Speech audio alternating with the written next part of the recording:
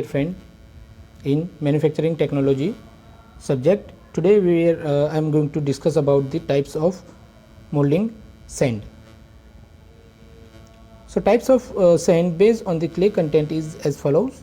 Here there are the different types of sand, and here clay content of different types of sand. As we increases the clay content, the strength of the sand will be increased. Okay, so here silica sand 2% clay, then lean or weak sand 2 to 10% clay, moderately strong sand 10 to 20% clay, strong sand 30% clay, and extra strong or loam sand having the 50% clay. So as we increases our percentage of clay, then strength of the sand will be just increased. Now facing sand.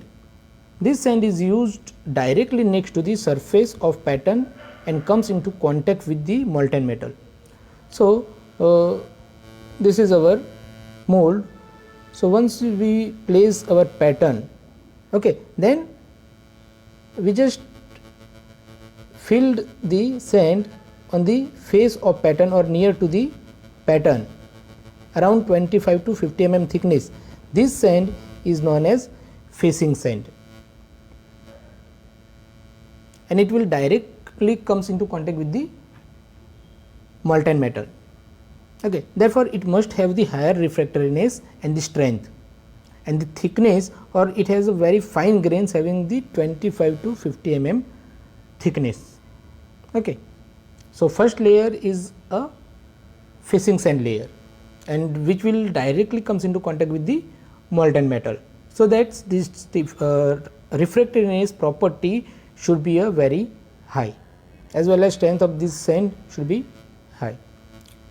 Then backing sand. So backing sand is the sand, as per its name, it will give the supports of facing sand. So after the layer of support, we have to just place the sand. It is known as backing sand. So the backing sand is old and repeatedly used sand, and because of it is repeatedly used, its color will be black.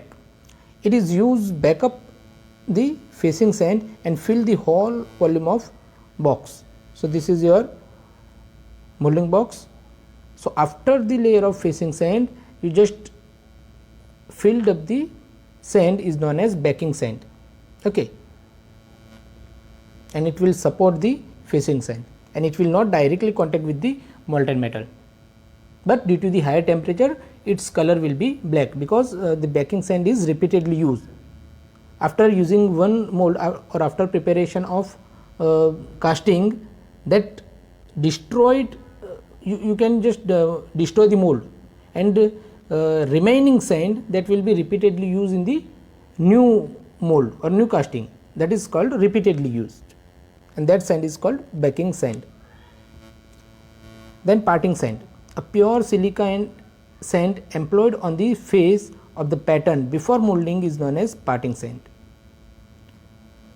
So when the pattern is withdrawn from the mold, the molding sand stick to it, and to avoid this sticking, parting sand is sprinkled on the pattern before it is embedded in the mold sand.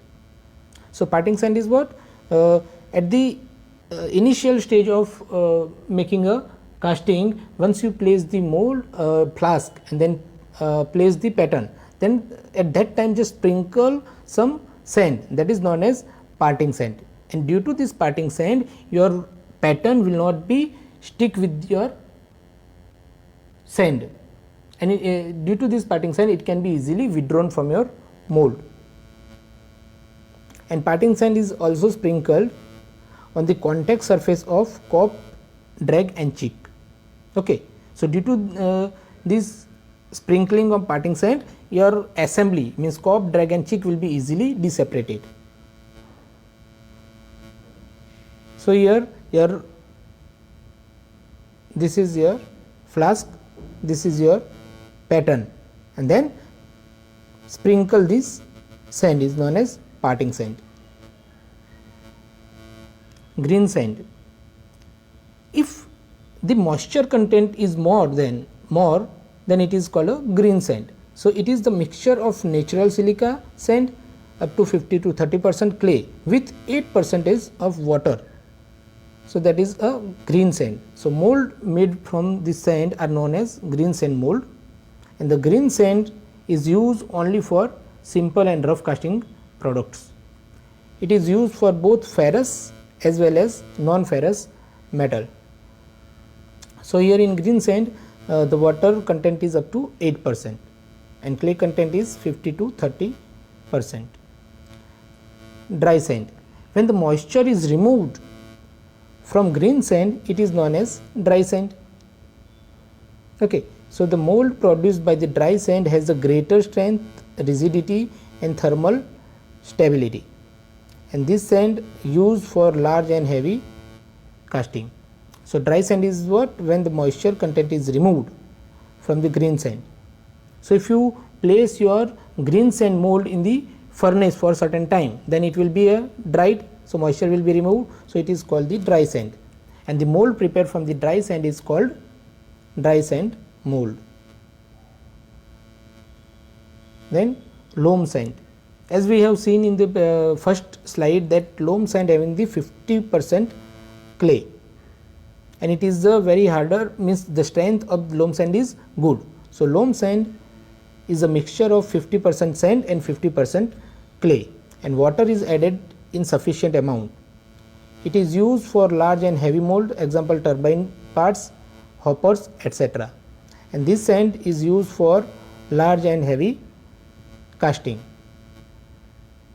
Okay. So, I am just end up these lectures. If you have any doubt, then please comment me in the comment box of this video. Till now, thank you very much all of you.